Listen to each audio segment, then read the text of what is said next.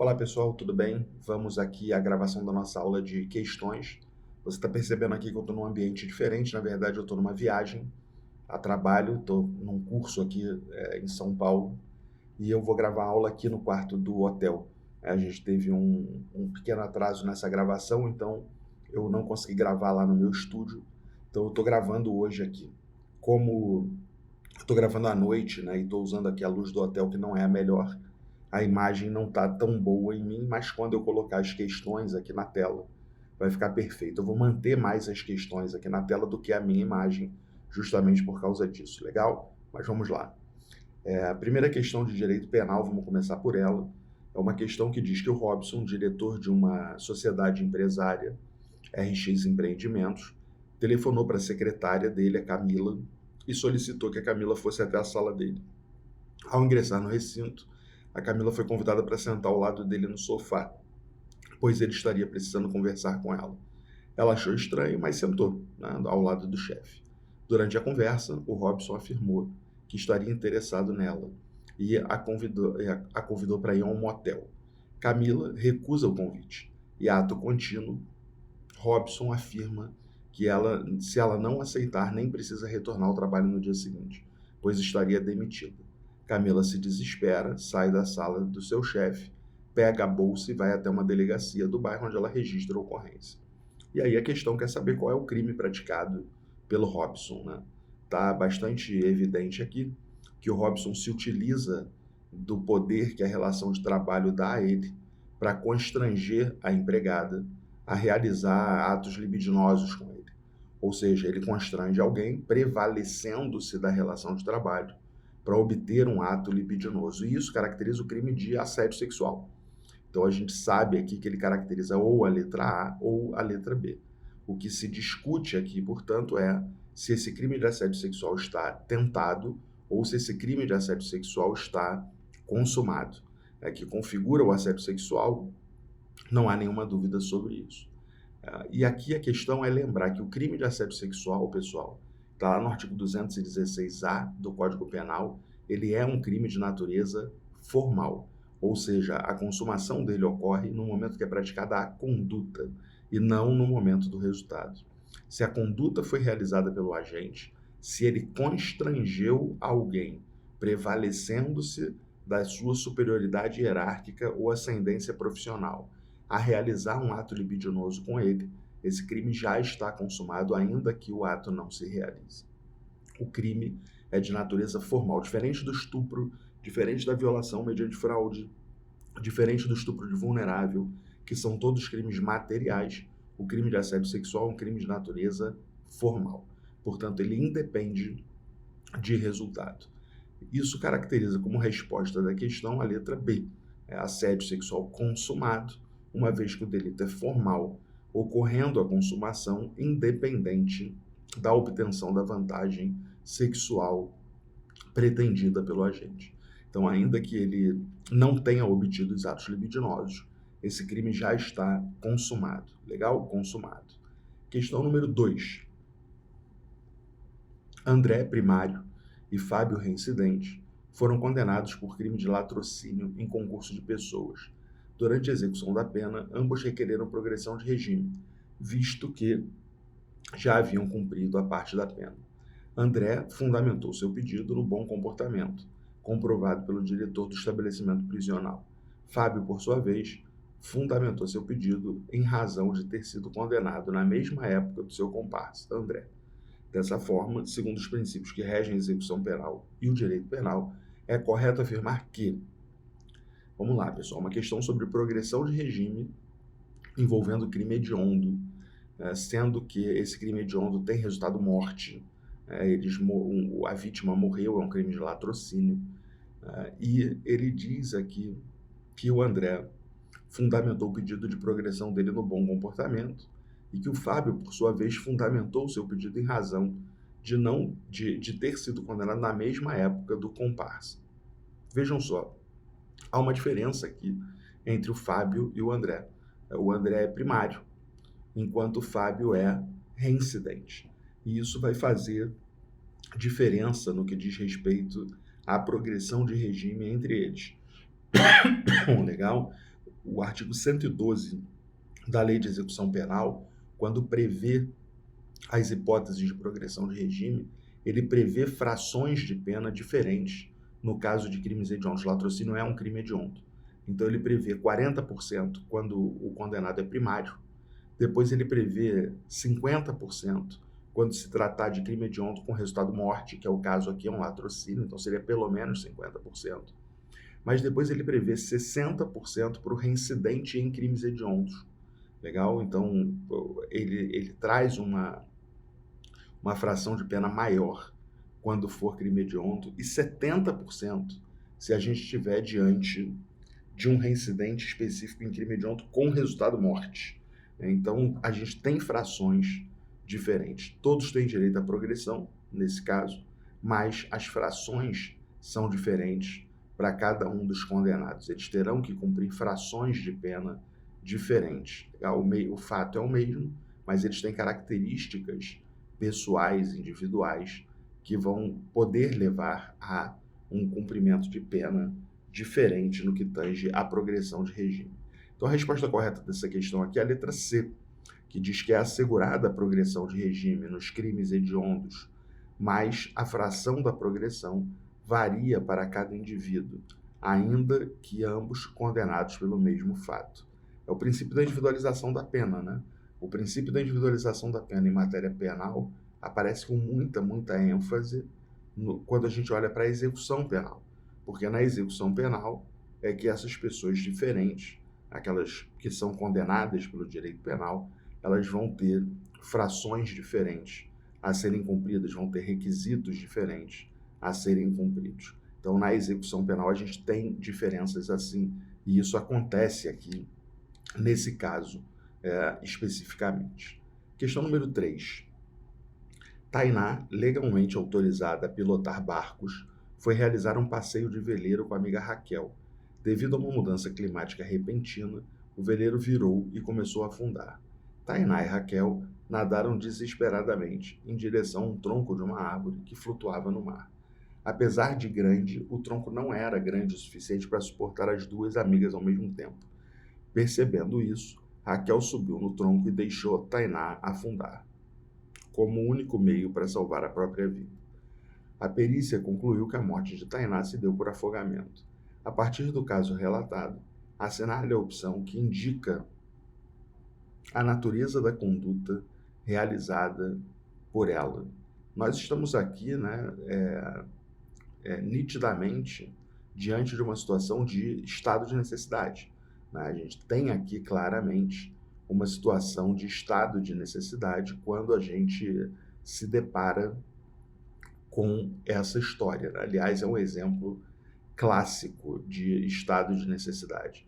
É um exemplo de estado de necessidade de livro, de manual de direito penal. Todos os manuais de direito penal, eles trazem esse exemplo claro de estado de necessidade.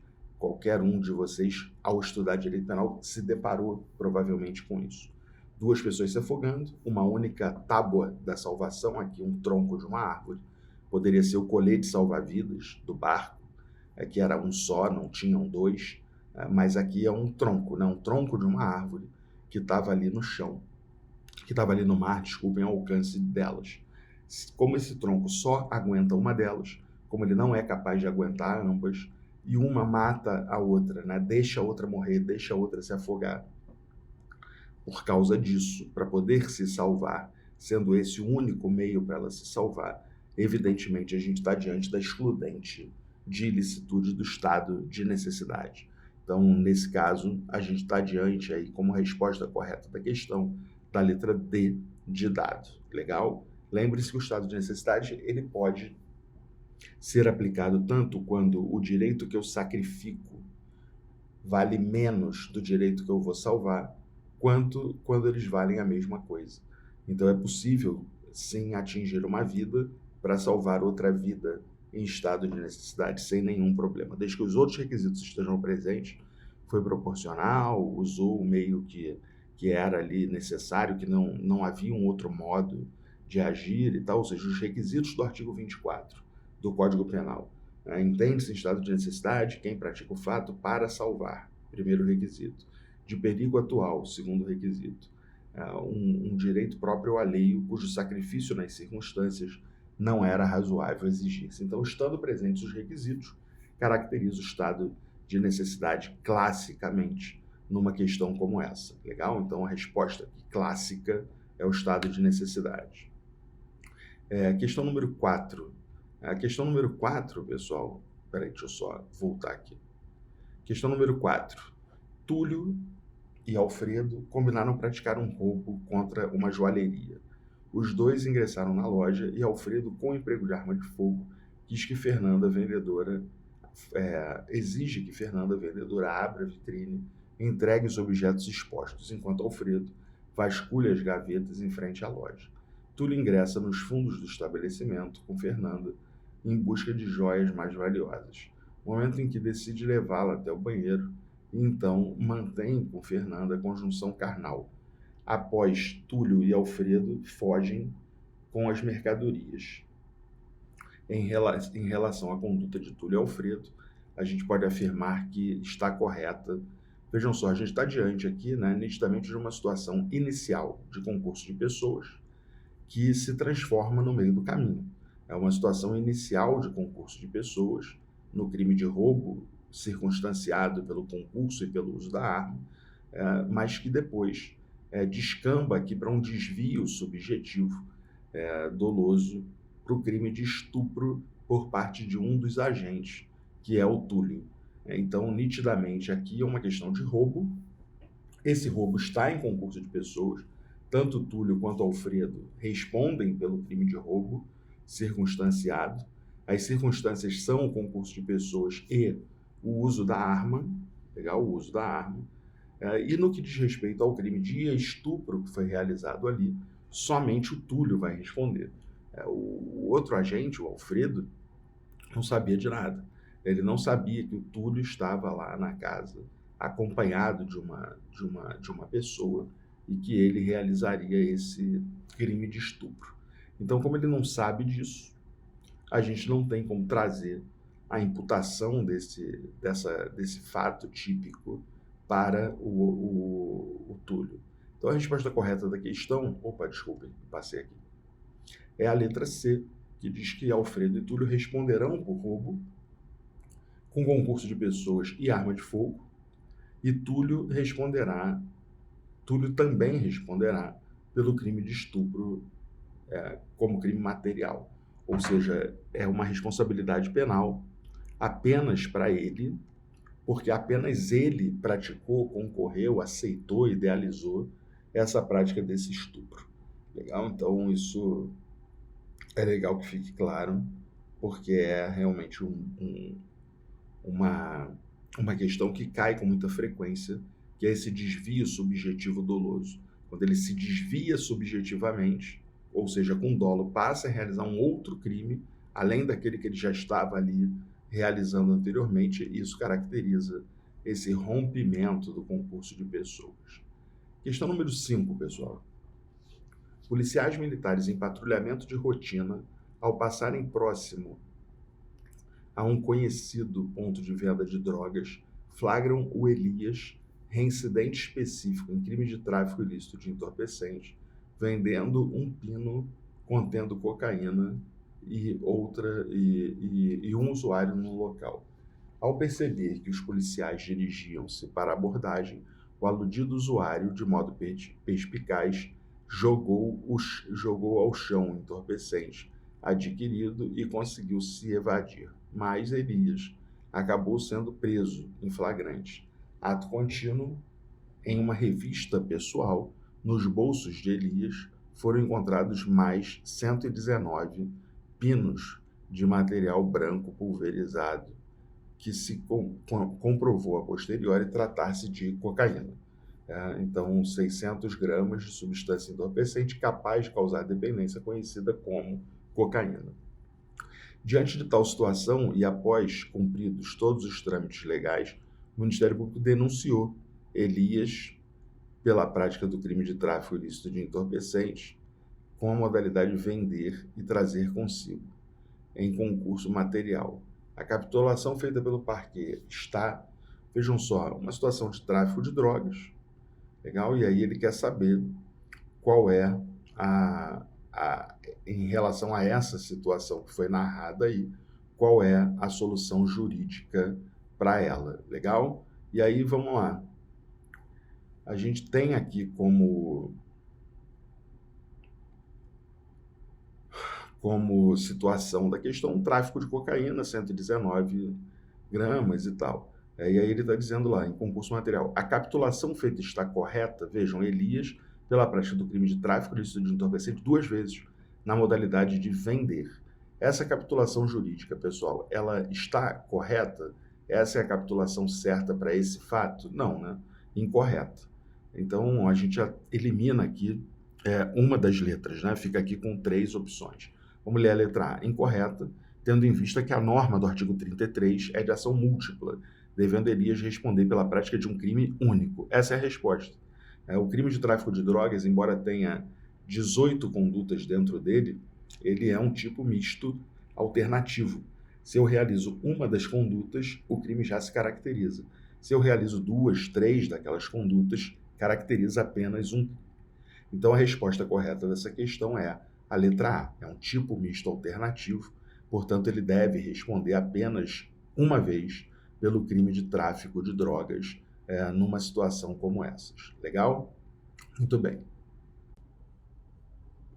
Vamos lá para a questão de número 6. Américo é torcedor fanático de um grande clube brasileiro que disputa todos os principais campeonatos nacionais e internacionais.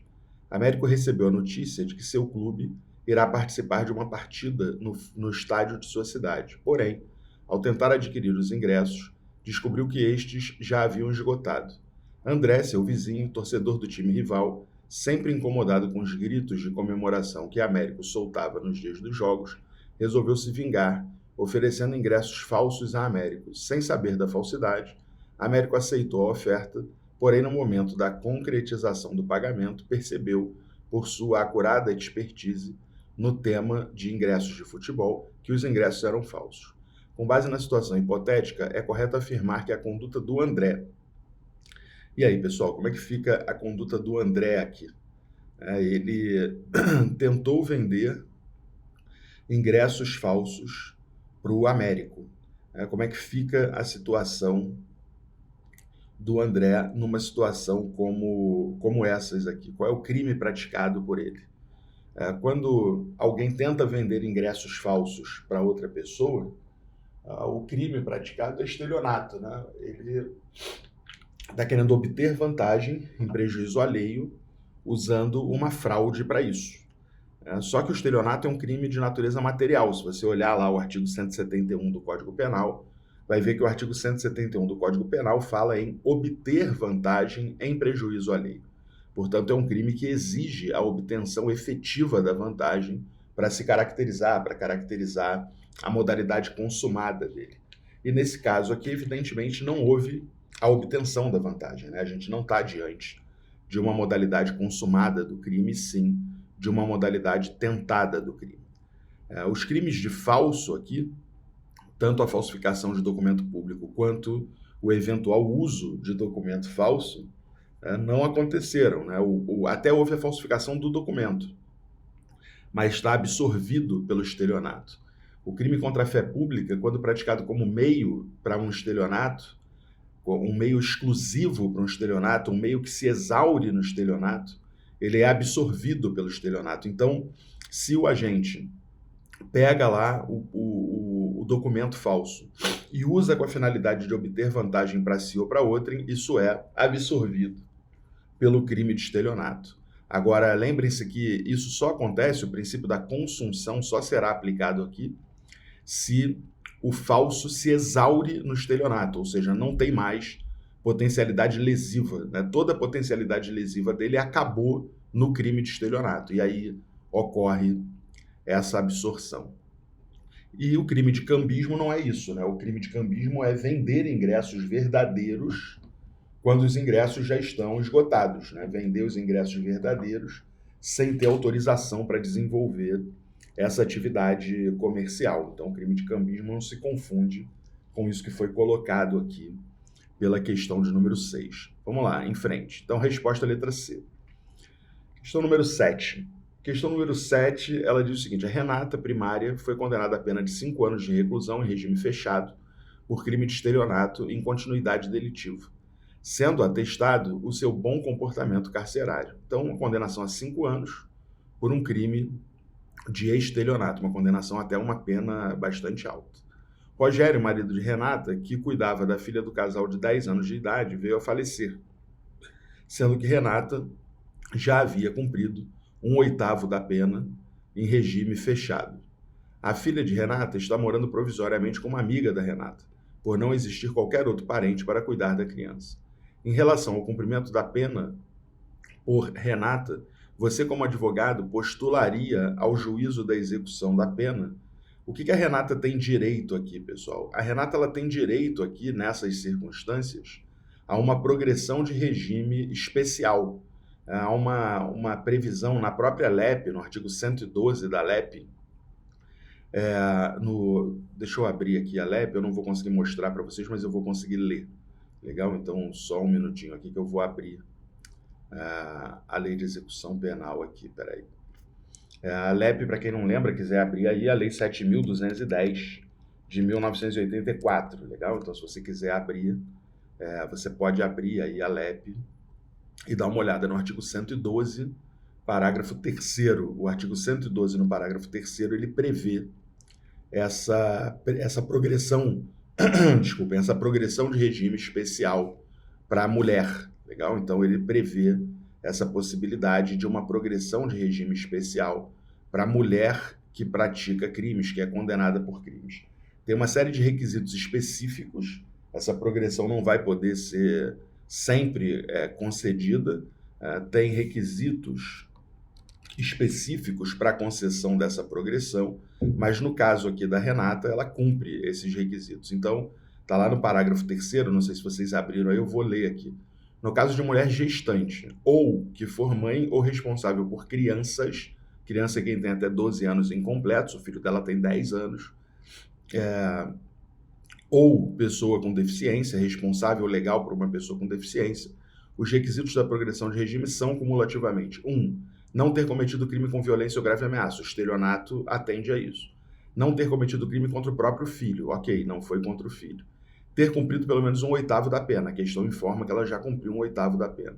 Ser primária e ter bom comportamento carcerário, comprovado pelo diretor. A questão fala que ela é primária lá no começo e não fala que ela teve mau comportamento, né? Então, a gente pode presumir que teve bom. Não integrar organização criminosa, aparentemente não tem nada na questão que leve a isso. Então, cumpridos esses 5 requisitos, crime sem violência ou grave ameaça, não ter cometido crime contra o filho ou dependente, ter cumprido pelo menos 1/8 da pena, ser primária e ter bom comportamento carcerário comprovado pelo diretor do estabelecimento e não integrar organização criminosa, ela tem direito a essa progressão de regime especial para mulheres gestantes ou que sejam mães de crianças, legal? Então, a gente tem aqui como resposta que poderá ser postulada a progressão para o regime, tanto a letra A quanto a letra B falam em semiaberto, né? Que é o próximo regime, ela não pode saltar o semiaberto, então ela vai progredir para o semiaberto. A letra A diz semiaberto em razão de que a penitente já ter cumprido a fração de pena estabelecida pela Lei de Execução Penal, comprovado bom comportamento carcerário. E a letra B diz semiaberto e a saída temporária. Não tem nada a ver com saída temporária. O que tem aqui é a progressão para o regime aberto mesmo. Então, a resposta da questão número 7 é a letra A, que trata dessa possibilidade. Quanto à prisão domiciliar, pessoal, a prisão domiciliar, não deve ser confundida aqui, na situação de prisão domiciliar. Não estou conseguindo voltar a questão. Espera aí, pessoal, deixa eu ver aqui. Agora voltou. Prisão domiciliar que está na letra C é só no regime aberto. O artigo 117 da LEP, ele prevê o chamado regime domiciliar, e isso é só no regime aberto. Não confundam isso com a situação de processo penal da prisão cautelar, onde é possível que a pessoa que está presa preventivamente numa prisão cautelar vá cumprir o resto da prisão cautelar em casa quando for mãe de filhos menores, né? Aquilo que aconteceu aqui no Rio de Janeiro lá no Rio de Janeiro, eu não estou no Rio, no Rio de Janeiro com a mulher do ex-governador Sérgio Cabral. Na época, todo mundo falou, nossa, que absurdo, que privilégio e tal. Não, na verdade, está lá no Código do Processo Penal para qualquer mulher que seja mãe de filhos menores de 12 anos. Muito bem. Questão número 8. Questão número 8, pessoal, ela traz o seguinte: para satisfazer sentimento pessoal, já que tinha grande relação de amizade com Joana, Alain, na condição de funcionário público, deixou de praticar um ato de ofício em benefício da amiga. O supervisor de Alain, todavia, identificou o crime e praticou o ato que Alain havia se omitido, informando os fatos em procedimento administrativo. Após a conclusão do procedimento administrativo, o Ministério Público denunciou Alain pelo crime de corrupção passiva consumado, destacando que a vantagem obtida poderia ser de qualquer natureza para a tipificação do delito. Confirmados os fatos durante a instrução, caberá à defesa técnica de Alain pleitear, sob o ponto de vista técnico, no momento das alegações finais. Vejam só, pessoal, qual foi a conduta do Alain? Para satisfazer um sentimento pessoal, que é a amizade, o carinho que ele tem pela Joana, ele deixou de praticar um ato de ofício em benefício da amiga. Qual é o crime que pratica o agente público, o funcionário público, que age dessa forma, né? Que deixa de praticar um ato de ofício em razão de um sentimento pessoal? O crime praticado por ele é o crime de corrupção, como foi imputado pelo Ministério Público? Não. Quando o agente público deixa de praticar um ato em razão de um sentimento pessoal, o crime praticado por ele não é o crime de corrupção passiva. O crime praticado por ele é o crime de prevaricação. Então, não há que se falar aqui em corrupção passiva, né? O que a gente tem aqui é nitidamente um crime de prevaricação praticado por ele. Aqui é até importante chamar a atenção, né, pessoal, que existe um crime de corrupção passiva no parágrafo 2º do artigo 317 do Código Penal, que se aproxima muito da prevaricação. Ele não envolve vantagem econômica, não tem que ter dinheiro, não tem que ter um presente, não tem que ter nada disso. E ele também se caracteriza quando o funcionário público deixa de praticar ato de ofício, ou pratica um ato de ofício com infração de dever funcional. Só que, lá na corrupção passiva do 317, parágrafo 2º, ele atende a pedido de alguém. O que é se corromper, né? Se corromper é atender ao outro, né? Atender alguma coisa que o outro quer. Seja por um interesse financeiro, receber uma vantagem, um dinheiro, um bem, um presente, seja para atender um pedido, uma solicitação. Então, a gente tem a corrupção envolvendo vantagem indevida, no caput do artigo, e a gente tem a corrupção que não envolve vantagem indevida, que na verdade envolve esse pedido, né, essa solicitação de alguém. São crimes diferentes. E esse da solicitação, que está no 317, parágrafo 2º, que tem uma pena menor, então é uma corrupção passiva privilegiada, ele se confunde, ele se aproxima muito com a prevaricação. Na prevaricação, ele atende a interesse ou sentimento pessoal. Ninguém pediu a ele. E a Joana é minha amiga, vou ajudá-la. Legal? Interesse ou sentimento pessoal. Já na corrupção passiva privilegiada, ele tem um pedido, uma solicitação. Alguém influenciou ele naquele sentido. Não é o que acontece aqui, né? Aqui não diz que a Joana pediu ou que um outro amigo deles pediu. O que diz aqui é que ele, vendo que a Joana é uma amiga, decidiu atendê-la, decidiu ajudá-la. Então, o crime aqui é prevaricação. Né? O que a gente tem que pedir aqui, o pedido a ser feito aqui, é a desclassificação para o crime de prevaricação. Agora, esse crime de prevaricação, ele está tentado ou consumado? Né? Que são as duas hipóteses que tem aí na letra B e C. Ele está consumado. A prevaricação, ela é um crime formal, né? Ela independe de resultado.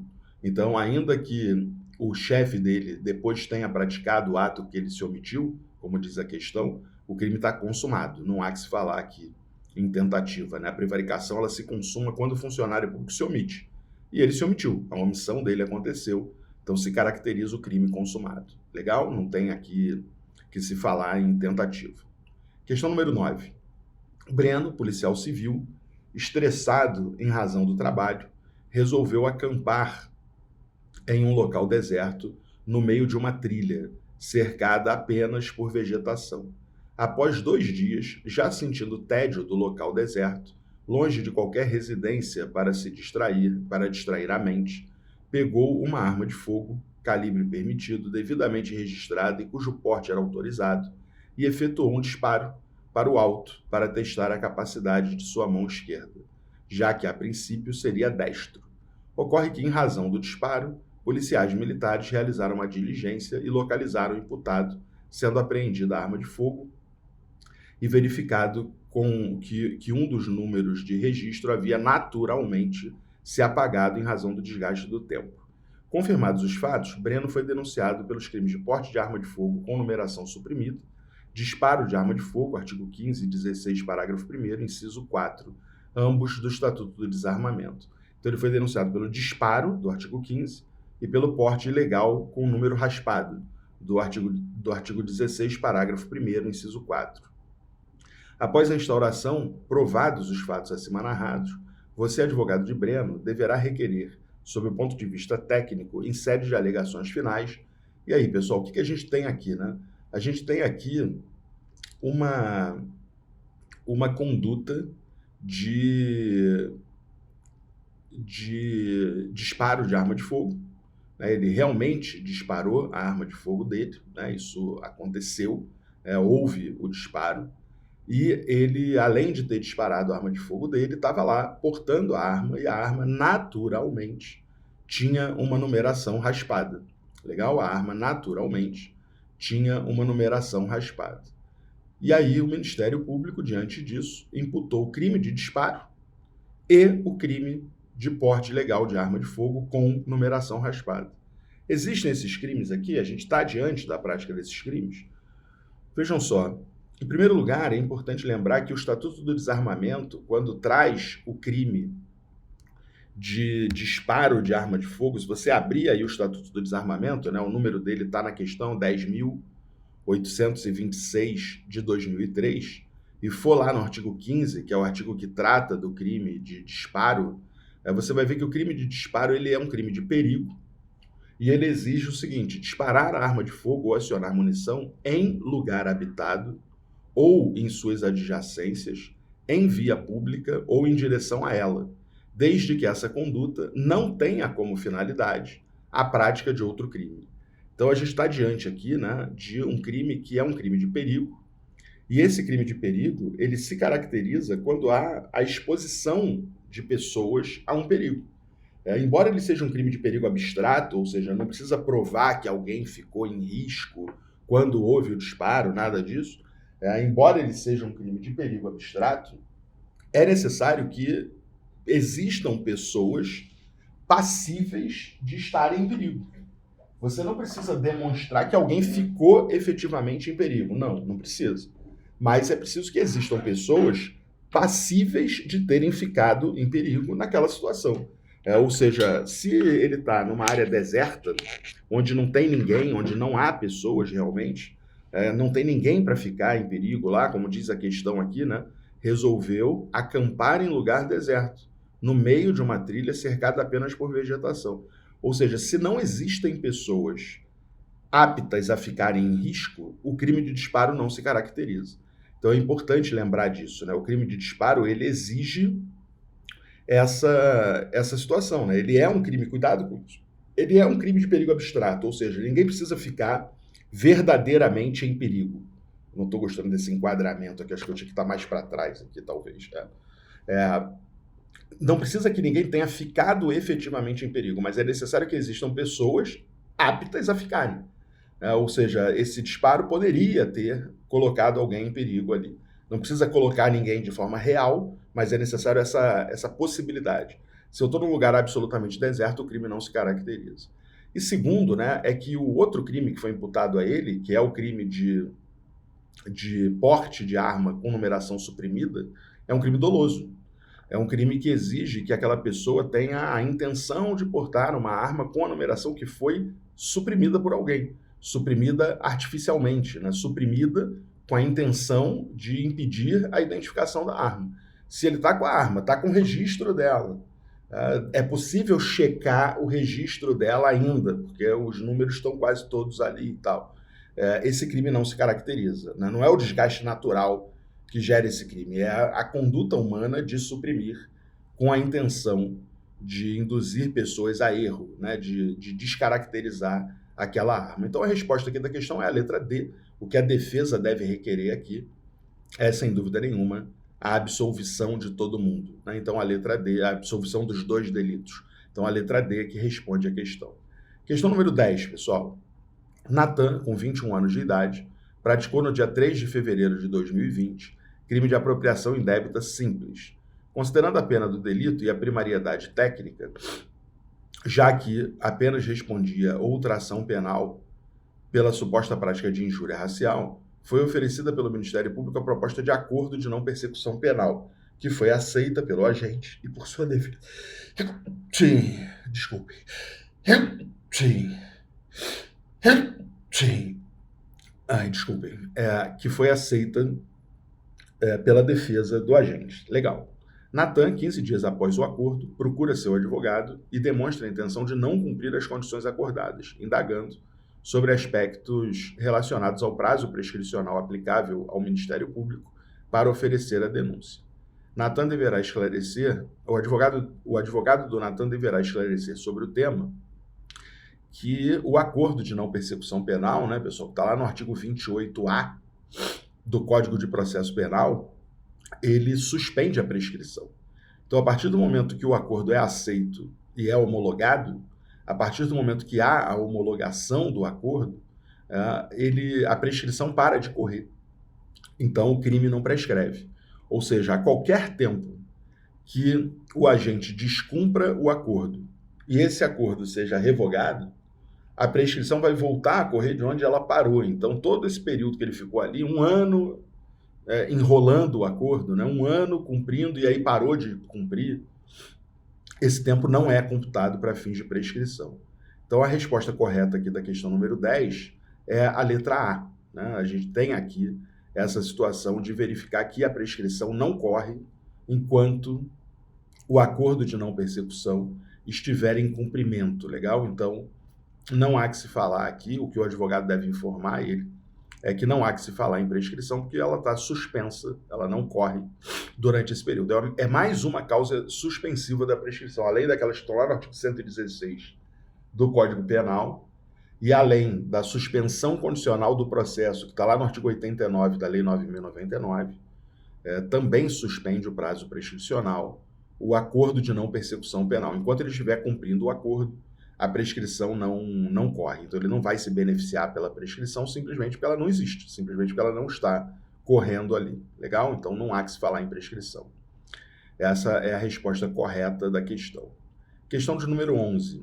No dia 31/12/2020, na casa da genitora da vítima, Fausto, com 39 anos, enquanto conversava com Ana Vitória, de 12 anos de idade, sem violência ou grave ameaça à pessoa, passava as mãos nos seios e nas nádegas da adolescente, conduta flagrada pela mãe da menor, que imediatamente acionou a polícia, sendo Fausto preso em flagrante. Preocupada com a eventual represália e tendo interesse em ver o autor do fato punido, em especial porque sabe que Fausto cumpre pena em livramento condicional por condenação com trânsito em julgado pelo crime de latrocínio, a família de Ana Vitória procura você na condição de advogado para esclarecer sobre a conduta praticada. Por ocasião da consulta jurídica, deverá ser esclarecido que o crime em tese praticado por Fausto, vejam só, a Ana Vitória tem 12 anos, e ele, apesar de não ter tido violência ou grave ameaça, passava as mãos nos seios e nas nádegas da adolescente. E isso, né, evidentemente, caracteriza ato libidinoso, legal? Ato libidinoso. E ato libidinoso praticado contra pessoa que é menor de 14 anos, pessoal, será sempre o crime de... Deixa eu ver aqui de novo. Deixa eu só reler aqui a questão, pessoal. Enquanto conversava com a Ana Vitória, 12 anos, sem violência ou grave ameaça, passava a mão nos seios da adolescente e tal. Ato libidinoso, sempre caracterizando o crime de estupro de vulnerável. A gente está diante de um crime de estupro de vulnerável exatamente por se tratar de uma menor, legal? De uma menor de 14 anos. Menor de 14 anos. Foi realizado ato libidinoso com essa pessoa, isso caracteriza o crime de estupro de vulnerável previsto no artigo 217-A do Código Penal. E o crime de estupro de vulnerável é crime hediondo. Então você precisava saber, né? A questão traz aqui um segundo ponto, né? Que é o fato do livramento condicional. E aí, ele tem direito a um novo livramento condicional, porque a questão diz que ele estava em livramento condicional pela prática de um crime de latrocínio. Então, a questão quer discutir isso. E aí, lembrem-se que o artigo 83 do Código Penal, no inciso 5, trata do livramento condicional para crimes hediondos ou equiparados. E ao tratar, ambos são, né, tanto o estupro de vulnerável quanto o latrocínio, são crimes hediondos ou equiparados. Então, quando o artigo 83, inciso 5 do Código Penal, trata do livramento condicional para crimes hediondos ou equiparados, ele determina que, no caso de condenação por crime hediondo ou equiparado, o livramento será com 2/3 da pena. E em caso de reincidência específica em crime dessa natureza, não há direito ao livramento condicional. Então, artigo 83, inciso 5 do Código Penal, livramento condicional em crimes hediondos ou equiparados, 2/3 da pena cumprida, se ele for condenado lá pela primeira vez. Então, no latrocínio, ele cumpriu 2/3 e teve livramento. Mas em caso de reincidência específica em crime de natureza hediondo ou equiparado, perde-se o direito ao livramento. Então, ele não terá direito a gozar do livramento condicional, ele não terá direito a ter um novo livramento condicional nessa nova condenação sofrida por ele. A resposta certa da questão, então, é a letra A, que diz estupro de vulnerável, artigo 217-A, não fazendo jus, em caso de eventual condenação, a novo livramento condicional. Legal? Então, essa é a resposta da questão. E aí poderia aqui, né, ser discutido um eventual crime de violação sexual mediante fraude. Legal? Muito bem, então essa é a resposta aí da questão, a gente fechou, vamos passar para a próxima.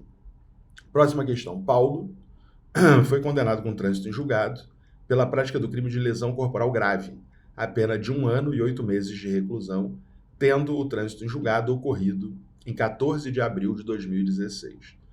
Uma vez que preenchia os requisitos legais, o magistrado houve por bem conceder a ele o benefício de suspensão condicional da pena, pelo período de 2 anos. Ok, né? Lesão corporal de natureza grave, se a condenação for abaixo de 2 anos, é possível sim aplicar a suspensão condicional da pena.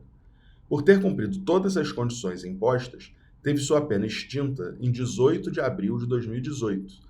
No dia 15 de maio de 2021, foi preso pela prática de um crime de roubo. Diante do caso narrado, caso Paulo venha a ser condenado pela prática do roubo, deverá ser considerado. Vamos lá, pessoal, a questão é sobre reincidência. A reincidência, ela começa a partir do momento que eu sou condenado com trânsito em julgado. Então, no dia que ele foi condenado com trânsito em julgado pela lesão grave, dia 14 de abril, ele se tornou potencialmente reincidente. Caso voltasse a delinquir, ele seria potencialmente reincidente. E por quanto tempo a reincidência dura? Né? Ela dura por 5 anos, a contar da extinção da pena. Então, se ele tivesse cumprido efetivamente a pena de 1 ano e 8 meses, a gente teria só depois desse 1 ano e 8 meses o começo do prazo de 5 anos. Então, o começo desse prazo, o cômputo desse prazo, só começaria a partir do momento que tivesse extinta a pena dele. No entanto, o artigo 64, inciso 1 do Código Penal, prevê que nesse prazo de 5 anos a gente deve computar o período de suspensão da pena, assim como do livramento condicional. Aqui, nesse caso, é suspensão da pena. Ou seja, o período de 5 anos dele deve computar esses 2 anos de suspensão da pena que ele teve. Ou seja, esse período de 5 anos começou no dia 14 de abril de 2016. E aí você conta para ver se tem 5 anos. 14 de abril de 2016 vai dar 2017, 18, 19, 20, 21. 13 de abril de 2021 termina esse período. A questão diz que ele praticou o crime novo no dia 15 de maio, portanto, depois de terminado esse período, legal? Depois de concluído esse período de prescrição da reincidência dele. Então, a reincidência dele, ela terminou nesse período nesse dia 13 de abril de 2021. Então, como terminou no dia 13 de abril de 2021, ele volta ao status de primário. Legal? Ele volta ao status de primário. E aqui nem se discute, né, se ele tem maus antecedentes. Ele passa a ter maus antecedentes. Legal? Então, quando acaba a reincidência, ele volta a ser primário, porque primário é o oposto de reincidente, mas ele tem maus antecedentes. E a gente tem uma discussão doutrinária e jurisprudencial de por quanto tempo duram os maus antecedentes, tem prevalecido que não há prazo. Embora a gente tenha hoje algumas decisões do STJ dizendo que não pode ser eterno. Então o STJ ele tem analisado muito caso concreto e quando está muito distante da condenação ele tem afastado os maus antecedentes. Mas isso não vai ser cobrado na prova. Legal? Porque não existe uma lei fixando esse prazo, nem uma súmula fixando esse prazo. A única coisa é que realmente é um entendimento jurisprudencial de que os maus antecedentes não podem ser eternos. Então, quanto mais se afasta da prática do crime, quanto mais se afasta do trânsito em julgado, isso deve repercutir menos na vida dele. Então, até um determinado momento em que isso deve desaparecer. Mas para a reincidência tem o prazo de 5 anos fixado. Nessa questão especificamente, começando do início da suspensão condicional da pena. Então, do dia 14 de abril, que foi quando ele começou a suspensão condicional da pena. E aí ele vai acabar no dia 13 de abril, de 5 anos depois, que vai dar 2021. 16, 17, 18, 19, 20, 21. E aí lembra, né, prazo penal sempre no dia anterior, né, exclui o dia do final. Então, dia 13 de abril de 2021 é o último dia, caso ele delinquisse novamente, para que ele seja considerado como reincidente. Então, a resposta aqui da questão é a letra C. Ele volta ao status de primário dele. Questão número 13. Em um mesmo contexto, por meio de uma ação fracionada, Carlos praticou 2 crimes autônomos, cujas sanções previstas no Código Penal são pena privativa de liberdade e pena de multa cumulativamente. No momento de fixar a multa de cada um dos crimes, reconhecido o concurso formal, o magistrado aplicou a pena de 360 dias para ambas as infrações penais, sendo determinado que o valor do dia multa será o máximo de 5 salários mínimos, considerando que em ambos os momentos a gravidade em concreto do delito. A pena privativa de liberdade aplicada, contudo, por não ultrapassar 4 anos, foi substituída por pena restritiva de direitos. Carlos, intimado da sentença, procura você como advogado, informando que não tem condições de arcar com a multa que já recebe, pois recebe apenas R$2.000 mensais. Na ocasião, o advogado de Carlos deverá esclarecer o seguinte. Bom, pessoal, aqui tem 2 pontos na questão que vão ser explorados aqui nela, né? Tem 2 aspectos que precisam ser explorados aqui nessa questão. O primeiro aspecto a ser explorado aqui na questão é que quando a gente fala em pena de multa, né, quando a gente trata da pena de multa, a pena de multa deve ser fixada num critério dúplice. Ou seja, o primeiro momento de fixação da pena de multa leva em consideração o regime de dosimetria da pena.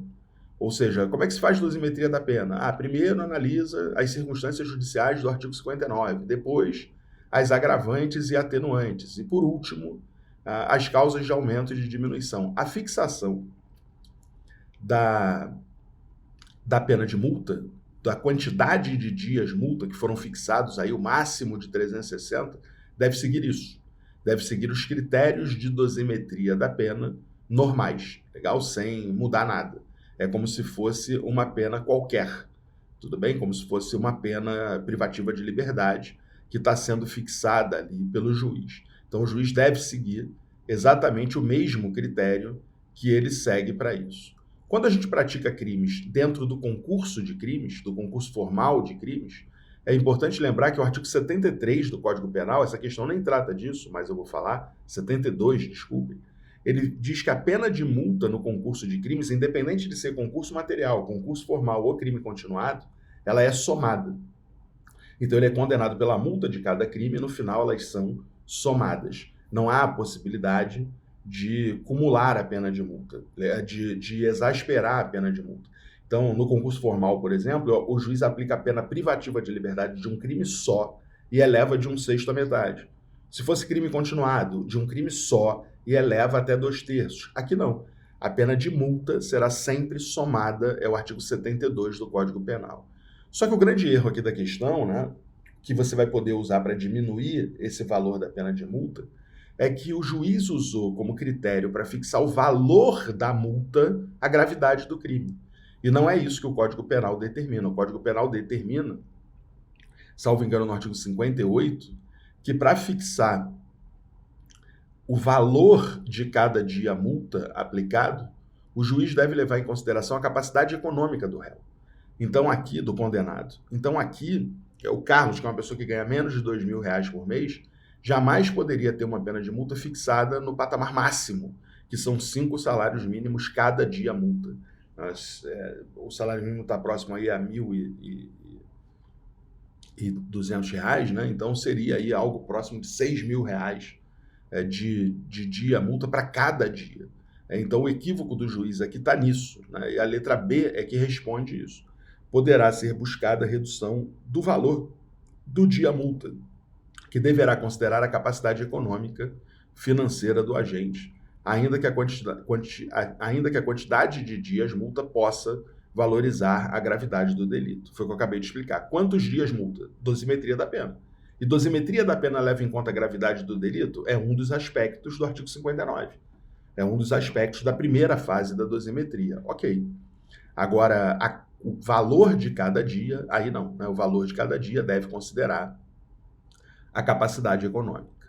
Questão número 14. Após ter sido exonerado do cargo em comissão que ocupava, há mais de 10 anos, Lúcio, abatido com a perda financeira que iria sofrer, vai a um bar na porta da repartição estadual em que trabalhava e começa a beber para tentar esquecer os problemas financeiros que viria a encontrar. 2 horas depois, completamente embriagado, na saída do trabalho, encontra o chefe, Plínio, que fora o responsável por sua exoneração. Assim, com a intenção de causar a morte de Plínio, resolve empurrá-lo na direção de um ônibus que trafegava pela rua, vindo a vítima efetivamente a ser atropelada. Levada para o hospital totalmente consciente, mas com uma lesão significativa na perna, a justificar o recebimento de analgésicos, Plínio vem a falecer, reconhecendo o auto de necrópsia, ou necropsia, né, que é o correto, que a causa da morte foi unicamente envenenamento, decorrente de um erro na medicação que lhe fora ministrada ao chegar no hospital, já que o remédio estaria fora de validade e sequer seria adequado para o tratamento da perna. Lúcio foi denunciado perante o Tribunal do Júri pelo crime de homicídio consumado, imputando a denúncia o agravamento da embriaguez pré-ordenada. Confirmados os fatos, no momento das alegações finais, na primeira fase do procedimento do júri, sob o ponto de vista técnico, a defesa deverá pleitear. Vamos lá, pessoal, o que a gente tem aí, né? Primeiro, não há embriaguez pré-ordenada. A embriaguez pré-ordenada é quando o agente se embriaga com a intenção de praticar o crime. Não foi o que aconteceu aqui. Ele se embriagou porque estava chateado, estava triste, magoado, foi demitido, estava puto, né? Mas não porque ele queria matar o chefe. Essa intenção surgiu depois. Quando ele estava bêbado, ele viu o chefe saindo do trabalho e falou, porra, vou matar ele. Então, não havia essa intenção anteriormente. Não há que se falar em embriaguez pré-ordenada. Legal? Embriaguez pré-ordenada é quando o agente se embriaga já com a intenção de realizar o crime. E não é isso, né, evidentemente, que a gente encontra aqui nessa questão. Aqui nessa questão, ao contrário.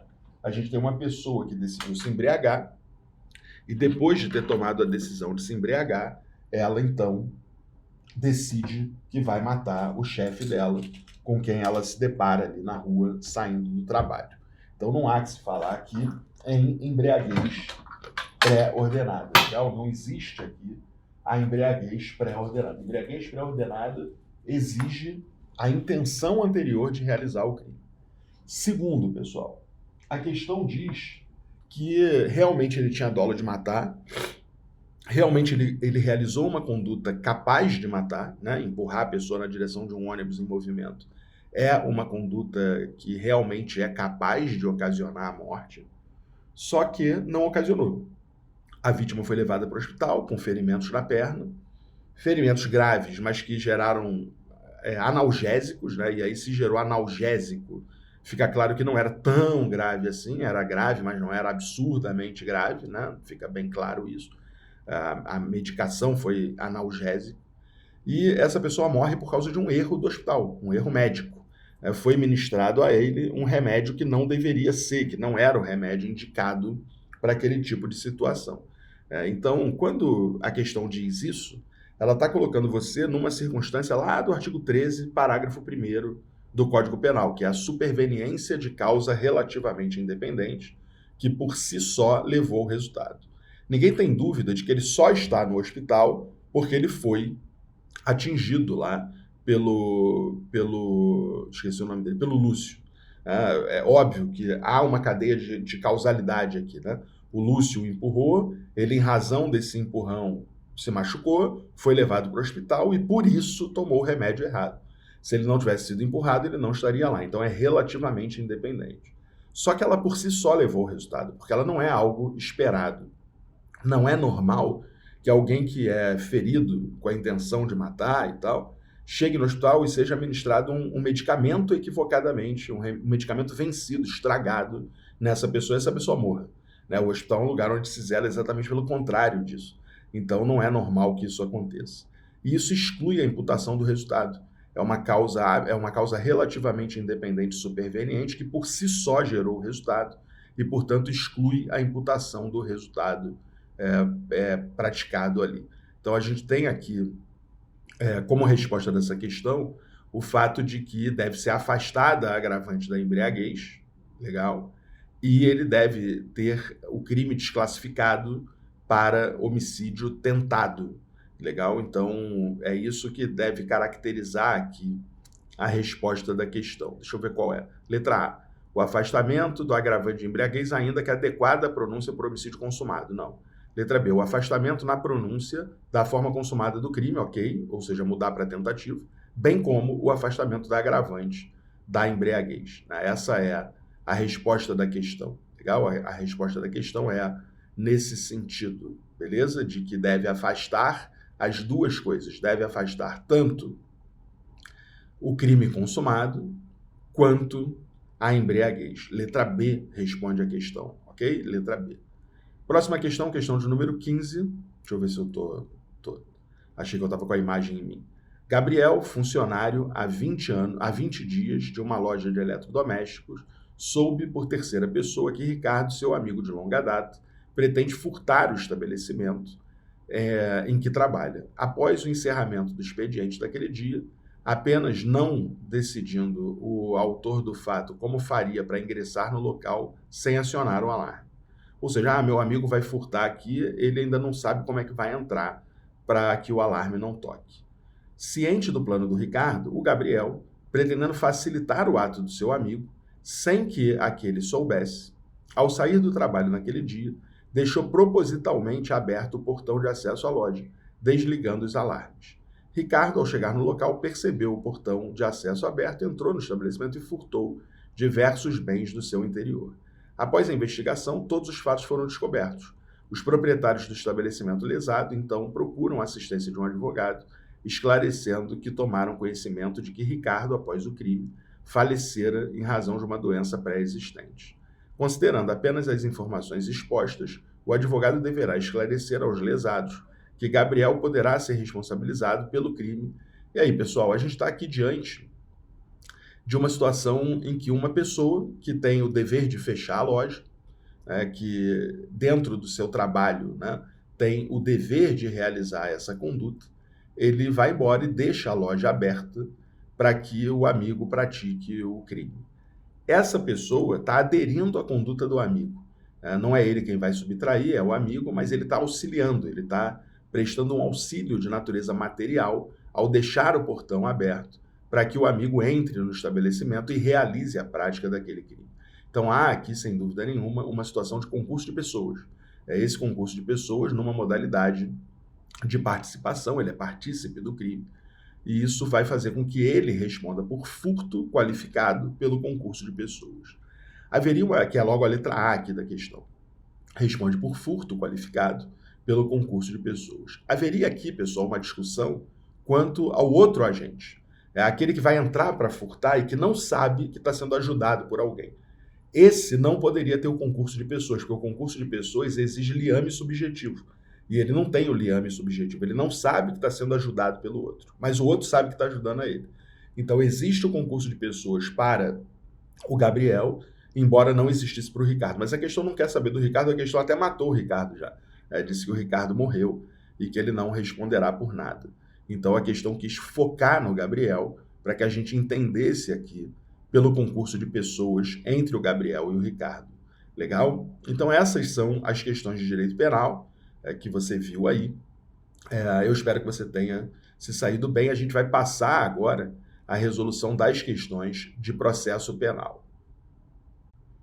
Seguindo agora para as questões de processo penal aqui do nosso desafio, legal? Então vamos lá, vamos colocar aqui o material. Começando aqui da questão número 1.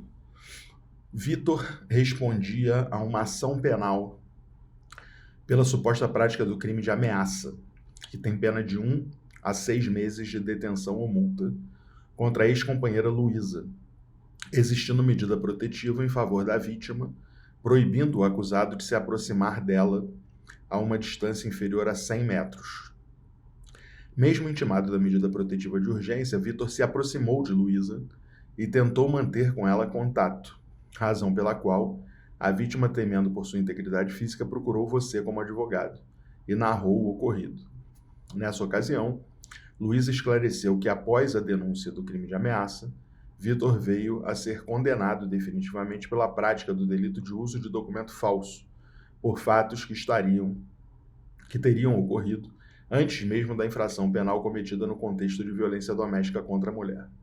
Com base nas informações expostas, você, como advogado de Luísa, deverá esclarecer à sua cliente que, vejam só, o descumprimento de medidas protetivas de urgência na Lei Maria da Penha, ele gera duas consequências principais, né? Duas consequências na esfera penal.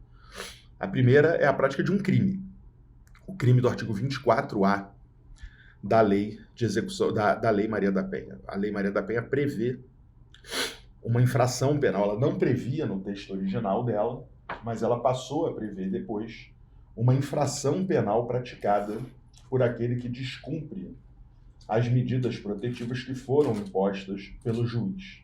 Então, a pessoa que tem, por força da Lei Maria da Penha, uma medida protetiva aplicada contra si e descumpre essa medida protetiva, ela passa a praticar um crime atualmente.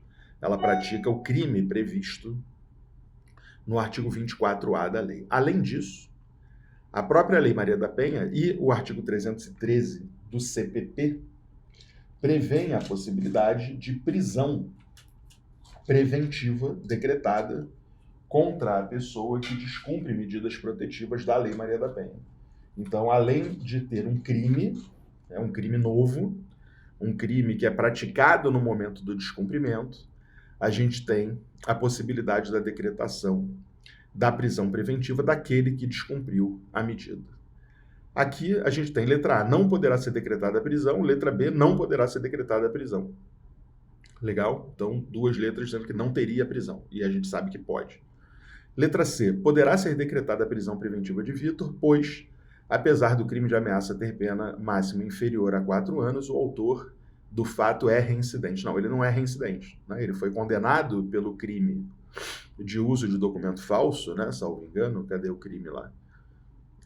De uso de documento falso só depois do crime de ameaça. Ele praticou antes, mas foi condenado depois. Então ele não é reincidente. Ele tem maus antecedentes, mas ele não é reincidente.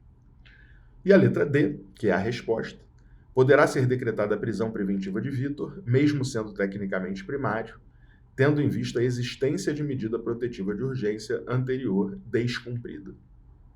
Ele nem debate aqui na questão o crime do artigo 24A, ele deixa isso de lado, mas eu acrescentei aqui essa informação para vocês. A resposta é a letra D, baseada no artigo 313 do CPP, que entre as várias hipóteses de prisão preventiva prevê a possibilidade da prisão preventiva daquele que descumpre a medida protetiva aplicada com base na Lei Maria da Penha, e sendo essa uma das hipóteses de decretação da prisão. Legal? Então, é possível decretar a prisão preventiva, está lá no inciso 3, artigo 313, inciso 3, nessa situação de descumprimento. Seguindo aqui, pessoal.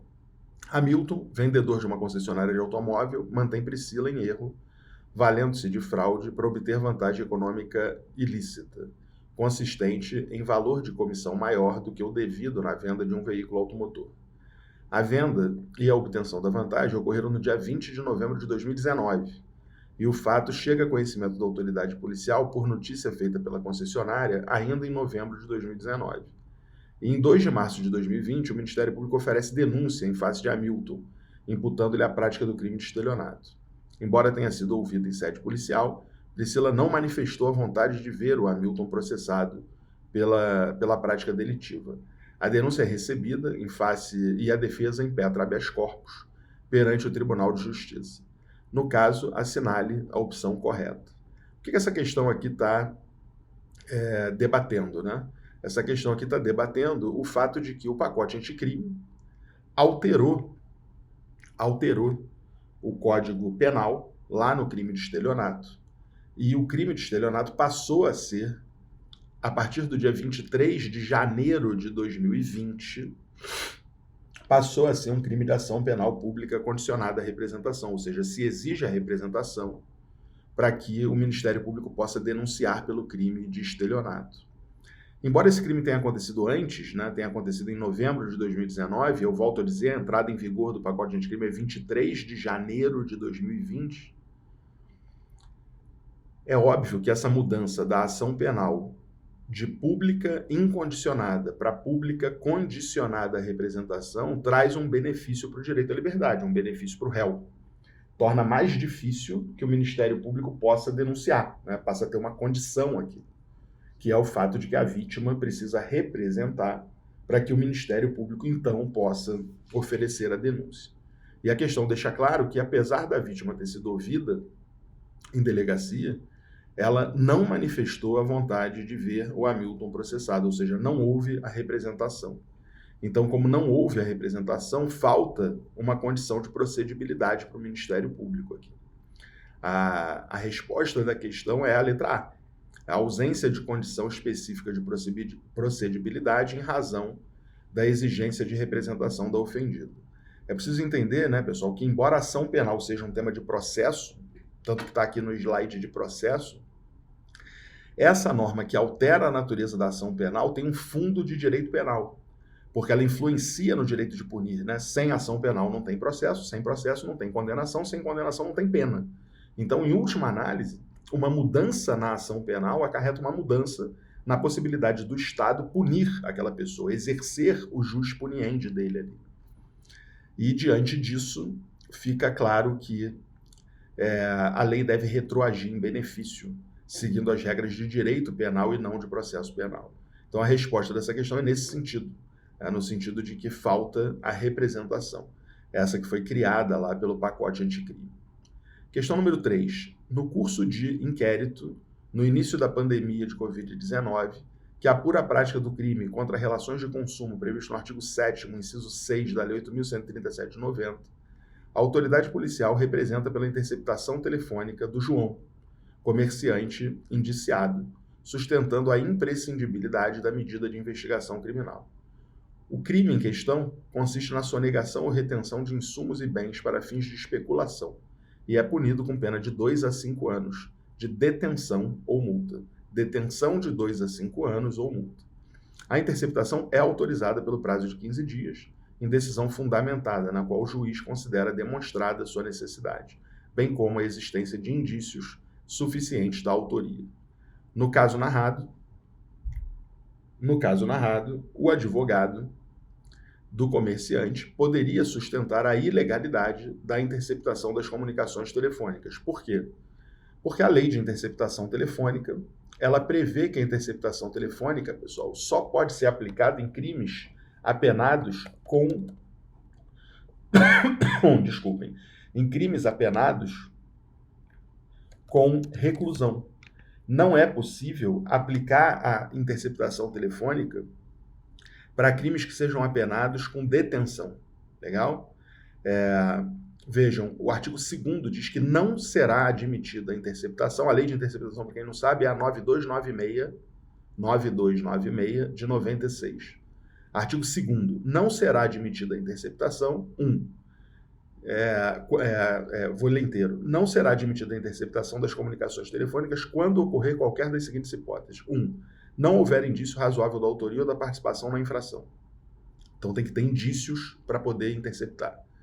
2. A prova poder ser feita por outros meios. Então é necessário que a interceptação seja o único meio possível de fazer a prova. 3. O fato investigado constituir infração penal punida no máximo com pena de detenção. Então vejam, não poderá ser decretada quando o fato tiver pena de detenção, ou seja, só pode se for reclusão.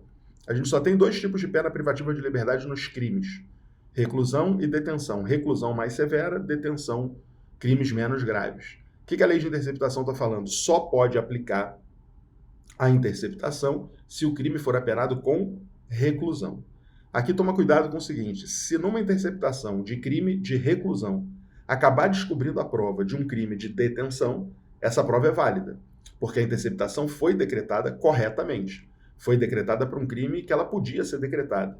Aí é a teoria da serendipidade, ou seja, o encontro fortuito de provas, né? A prova foi encontrada por acaso, durante uma interceptação lícita, decretada por um crime de reclusão, quando não havia outro meio de obter prova, que atendeu aos requisitos todos, acabou-se chegando a uma outra prova. Ok, tudo bem. Ela é válida segundo os tribunais. Então aqui, né, a resposta dessa questão sobre a interceptação telefônica é a letra B, que diz que a interceptação não é admitida. A interceptação não é admitida quando o fato objeto da investigação constitui infração penal punida no máximo com pena de detenção. Então, como a gente tem aqui no máximo uma pena de detenção, não é possível aplicar a suspensão, não é possível aplicar, desculpem, a interceptação telefônica. Legal? É uma questão clássica de prova, essa questão número 3. Questão número 4. O prefeito do município de Canto Feliz, juntamente com o juiz estadual e o promotor de justiça, todos da mesma comarca, artigo 77, inciso 1 do Código de Processo Penal, cometeu crime contra a administração pública federal, interesse da União, o delito que não era de menor potencial ofensivo e nem cabia, objetivamente, qualquer medida penal consensual. Ou seja, não cabe nada, não cabe a NPP, não cabe suspensão condicional do processo, não cabe nenhum benefício despenalizador. Todos foram denunciados pelo Ministério Público Federal perante a primeira vara da Justiça Federal correspondente à seção judiciária.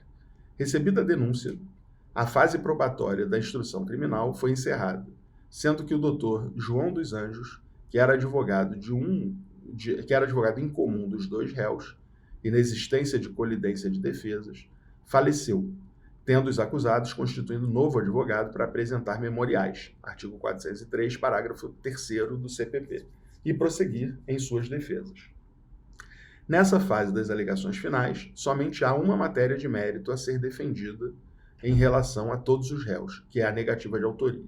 Todavia, antes de adentrar no mérito, existe uma questão preliminar processual a ser suscitada, relativa à competência e consequente arguição de nulidade. Como advogado dos réus, assinale a opção que indica como você fundamentaria a existência dessa nulidade. Então, o que ele quer saber aqui é por que há uma nulidade aqui. Legal? Por que há uma nulidade aqui?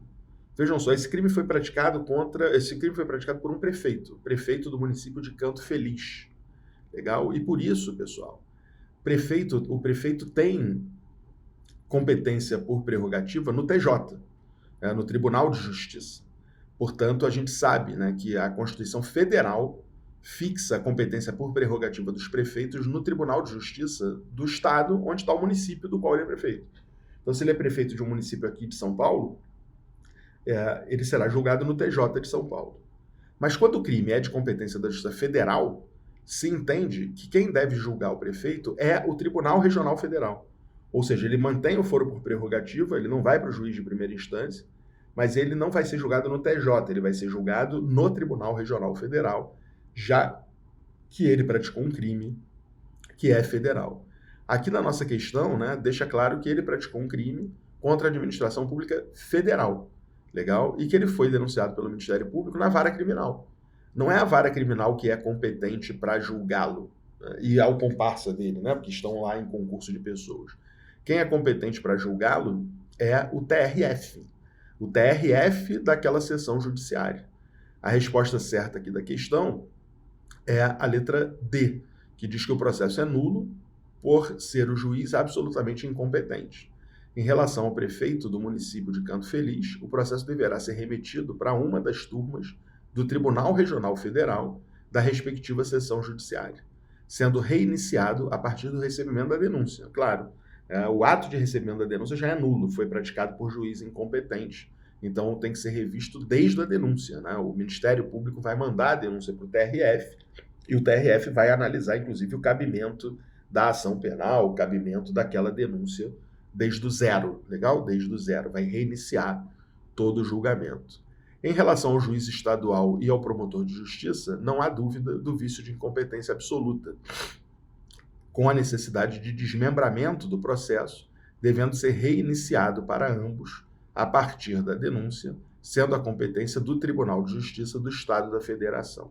Então a gente tem aqui, né, o prefeito e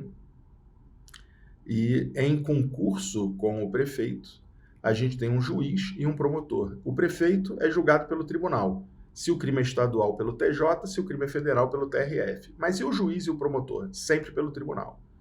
Eles têm foro por prerrogativa no tribunal ao qual eles estão relacionados, ao qual eles estão ligados.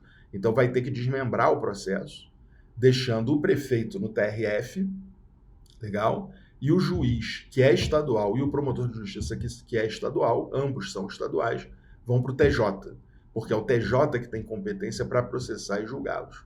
Beleza? Então não há esse mesmo entendimento de que mudaria para o TRF. Eles vão ficar no Tribunal de Justiça. Então a resposta correta da questão aqui é a letra D, que trata desse aspecto. Muito bem, vamos lá para a próxima questão de número 5. Questão de número 5 diz o seguinte: Maria foi brutalmente assassinada em sua própria casa por seu vizinho Antônio, que morava em frente à sua casa. Em julgamento no tribunal do júri, o juiz-presidente, ao formar o conselho de sentença, iniciou os sorteios de costume dentre os voluntários para a participação dos jurados. Dentre os voluntários para a participação dos jurados estavam vários outros vizinhos, inclusive o próprio filho da Maria, todos revoltados, clamando por justiça e pela condenação de Antônio. Assim, segundo o Código de Processo Penal, com relação à composição do júri, o que pode ser alegado? Bom, está evidente aqui, né, que existe uma questão aqui de suspeição dos jurados. O jurado não pode ser parente da vítima, não pode ser vizinho, amigo da vítima, né? Então, evidentemente, há aqui uma questão envolvendo suspeição dos jurados. É isso que deve ser alegado nesse caso, legal? A suspeição dos jurados, já que eles são parentes, né? Já que eles são vizinhos, já que eles são amigos da vítima e, portanto, devem ser considerados como suspeitos para o julgamento em razão dessa relação pessoal existente com a vítima, legal? Isso está lá no artigo 106, né? O artigo 106 trata da suspeição dos jurados, diz que ela deverá ser arguida oralmente, 106 do CPP, legal? A suspeição dos jurados deverá ser arguida oralmente, decidindo de plano o presidente do júri, que a rejeitará que a rejeitará se negada pelo recusado não for imediatamente comprovada. Então, cabe aqui a defesa, lá no próprio plenário, oralmente, dizer não aceito esse jurado porque ele é amigo da vítima. Não aceito esse jurado porque ele é filho da vítima. E aí cabe ao juiz que está presidindo o tribunal do júri decidir. Ele ouve o recusado. O senhor é filho da vítima? Sou. Então, ok, tá realmente suspeito. Está afastado aqui. O senhor é vizinho da vítima? Não, nunca nem vi, não sei nem onde ela morava e tal. Então, embora eu more nessa rua aqui, eu nunca vi, não convivi e tal. O juiz pode decidir por manter aquele jurado, o que pode gerar depois uma nulidade, né? Porque o tribunal pode entender diferente. ou por afastá-lo, atendendo ali o que a defesa ou o que a acusação estão arguindo como suspeição. Legal? Então, a letra D é a resposta correta da questão. Deve ser alegada ali a suspeição dos jurados oralmente perante o presidente do júri. É o artigo 106 do CPP que responde a essa questão aqui. Questão número 6. Seguindo. Caio primário de bons antecedentes, sem envolvimento pretérito com aparato policial ou judicial, foi denunciado pela suposta prática do crime de tráfico de drogas. Em sua entrevista particular com o advogado, esclareceu que de fato estaria com drogas, mas que as mesmas seriam destinadas ao seu próprio consumo. Indagou, então, a sua defesa técnica sobre as consequências que poderiam advir do acolhimento pelo magistrado da versão apresentada no interrogatório. Considerando apenas as informações expostas, o advogado deverá esclarecer ao seu cliente que, caso o magistrado entenda que as drogas seriam destinadas ao consumo, ao uso de Caio, deverá o julgador.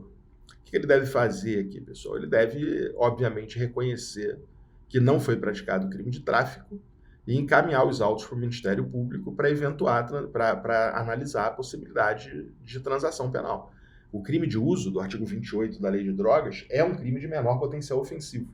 E sendo crime de menor potencial ofensivo, é possível fazer nele o benefício, é possível trazer para ele o benefício da suspensão condicional da pena, do processo, desculpem, o benefício da transação penal, os benefícios da Lei 9.099. Então, cabe aqui, evidentemente, que o juiz faça essa análise, entendendo que é caso de desclassificação, ele desclassifica, mas envia para o MP, então, tomar as providências cabíveis. Nem a competência vai ser da vara criminal.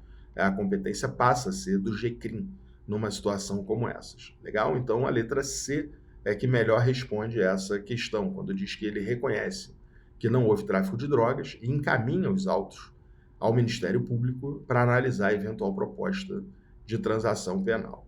Aqui, pessoal, não é o objeto da questão, né, mas só para acrescentar, se ele tivesse preso preventivamente há muito tempo e o juiz desclassificasse de tráfico, né, ele foi denunciado por tráfico, foi preso, ficou preso preventivamente, e o juiz desclassificasse para uso, seria possível falar num instituto chamado detração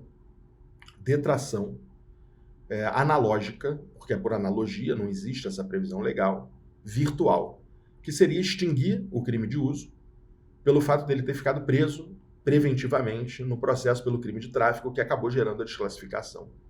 Vejam, o crime de uso não admite prisão, né? Então, se eu fico preso um mês esperando um julgamento por um crime de tráfico e depois é desclassificado para uso, eu já fui mais do que punido, fiquei preso. Então, é possível pegar esse tempo de prisão, desde que seja um tempo relevante, né? Não foi um dia, não foram 2 dias, um tempo relevante, e aplicar uma espécie de detração que vai extinguir a pena, vai extinguir a punibilidade do crime de uso. Não é o caso da questão, a questão teria que dizer que ele ficou preso preventivamente e depois houve a desclassificação, aí a resposta seria detração penal analógica virtual, gerando a extinção da punibilidade do crime de uso de drogas. Beleza, seguindo aqui, questão de número 7. Rodrigo responde à ação penal pela suposta prática do crime de venda irregular de arma de fogo de uso restrito, na condição de preso. Então, ele vendeu uma arma de uso restrito, artigo 16 do Estatuto do Desarmamento, e ele está preso por isso. O magistrado veio a tomar conhecimento de que o Rodrigo seria pai de uma criança de 11 anos de idade e que seria o único responsável pelo menor, que inclusive foi encaminhado ao abrigo por não ter outros familiares ou pessoas amigas capazes de garantir os seus cuidados. Com esse fundamento, substituiu de ofício a prisão preventiva por prisão domiciliar. Rodrigo, intimado da decisão, entrou em contato com seu advogado em busca de esclarecimento sobre o encaminhamento da medida e suas consequências. A defesa técnica de Rodrigo deverá esclarecer que a concessão da prisão domiciliar foi adequada, né, pessoal? A gente sabe que o Código de Processo Penal ele prevê a prisão domiciliar para mulheres, né? Então há um certo preconceito aqui quando a gente fala de prisão domiciliar, porque a previsão inicial é de que a prisão domiciliar ela é cabível para mulheres condenadas, mulheres que estão presas preventivamente, mas ela também prevê para qualquer pessoa, para o homem, Está lá no artigo 318, inciso 6 do CPP, para o homem, caso ele seja o único responsável por filho menor de 12 anos, com 12 anos incompletos. Então, com base no 318, inciso 6, o homem, sendo o único responsável, não tendo a mãe, não tendo a avó, não tendo um avô, não tendo ninguém para cuidar, nenhum parente ali da família extensa, né, lá do ECA, o pai poderá ter a prisão domiciliar adequadamente concedida a ele, em razão disso.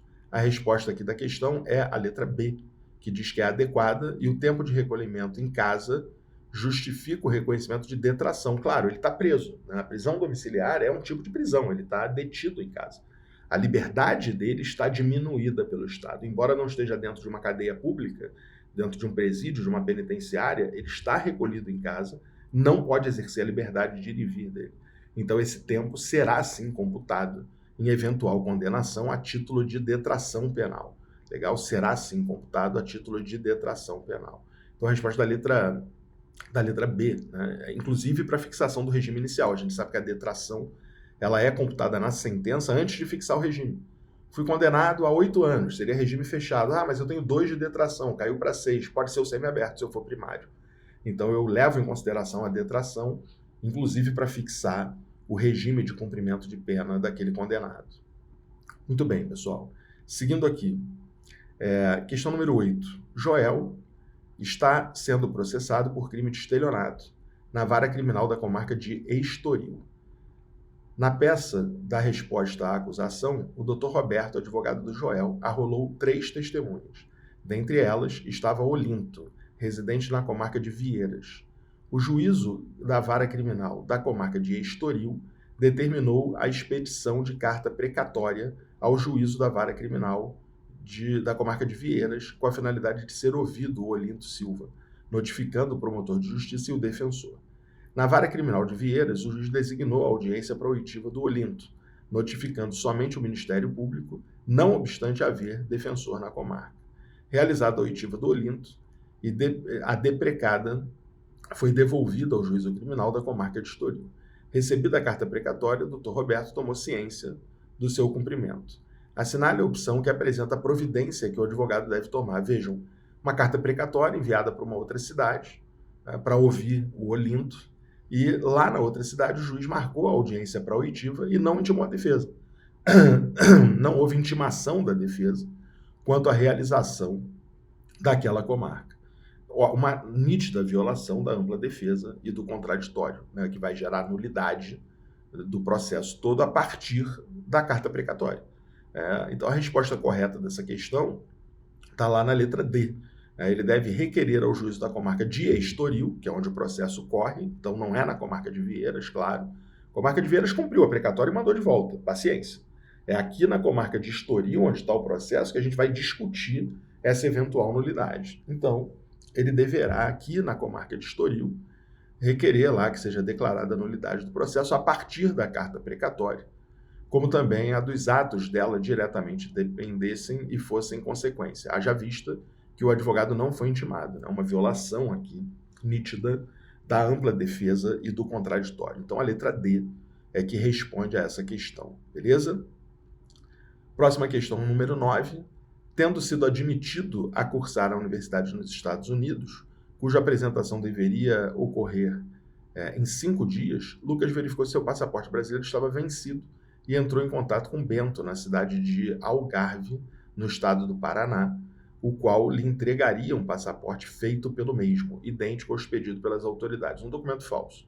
Lucas fez a transferência de R$5.000 para a conta de Bento, numa agência bancária situada na cidade de Vigo. Confirmado o depósito, Lucas se encontrou com Bento no interior de um hospital federal, onde o primeiro aguardava por uma consulta na cidade de Antonésia, Paraná. Já no aeroporto de São Paulo, Lucas apresentou às autoridades brasileiras o passaporte feito por Bento, oportunidade em que a Polícia Federal constatou que o mesmo era falso. Lucas foi preso em flagrante. O Ministério Público do Estado de São Paulo ofereceu denúncia contra Lucas pelo crime de uso de documento falso, o qual foi recebida pela 48ª Vara da Comarca da Capital de São Paulo. Vejam, o Ministério Público do Estado, né? Já tem aqui um erro, evidentemente. oportunidade em que foi posto em liberdade, sendo imposta medidas cautelares diversas da prisão. O advogado de Lucas foi intimado para apresentar a resposta da acusação lá o que e se insurgiu pela incompetência absoluta da 48ª Vara Criminal da Comarca de São Paulo. Assinale a opção que indica a peça processual em que o advogado de Lucas deve arguir a relatada incompetência. Qual é a peça, pessoal? Qual é a peça que lá no momento inicial do processo, lá no momento da resposta à acusação, havendo uma situação de incompetência, a gente deve alegar a exceção de incompetência, né? Lá no primeiro momento do processo, com base lá no artigo 396 do CPP, a gente oferece resposta à acusação, que também é chamada de resposta do acusado, e é o momento também de alegar exceções, legal? Então, aqui é o momento correto de alegar uma exceção que existia nesse processo, e essa exceção é de incompetência, né? Quando a gente tem um crime de natureza federal, quem processa esse crime é a Justiça Federal. O nosso amigo aqui, ele está com passaporte, que é um documento público federal, e ele apresenta na Polícia Federal no aeroporto. Então, a gente tem aqui nitidamente o uso de um documento falso federal apresentado junto a um órgão federal para conseguir sair do país no aeroporto. Então, a competência, evidentemente, é das varas criminais federais e não das varas criminais estaduais. O Ministério Público denunciou no lugar errado. Legal? Essa denúncia não foi realizada no lugar correto, onde ela deveria ser. Aqui é uma questão envolvendo, portanto, competência. É uma questão que envolve a competência para o processo e julgamento desse crime realizado ali por ele. Esse que é o contexto dessa denúncia, beleza? Muito bem, pessoal, a gente está com o tempo da aula estourado, né? Então eu vou terminar aqui. Eu quero passar o gabarito do restante das questões para vocês. Então, deixa eu voltar aqui a imagem para mim, aí vocês anotem aí os gabaritos. Na questão número 10, o gabarito é a letra B de bola, legal? B de bola. Na questão número 11, a letra D de dado. Na questão número 12, a letra C de casa. Questão número 12, C de casa. Questão número 13, letra B de bola, novamente. Questão número 14, letra C de casa. C de casa.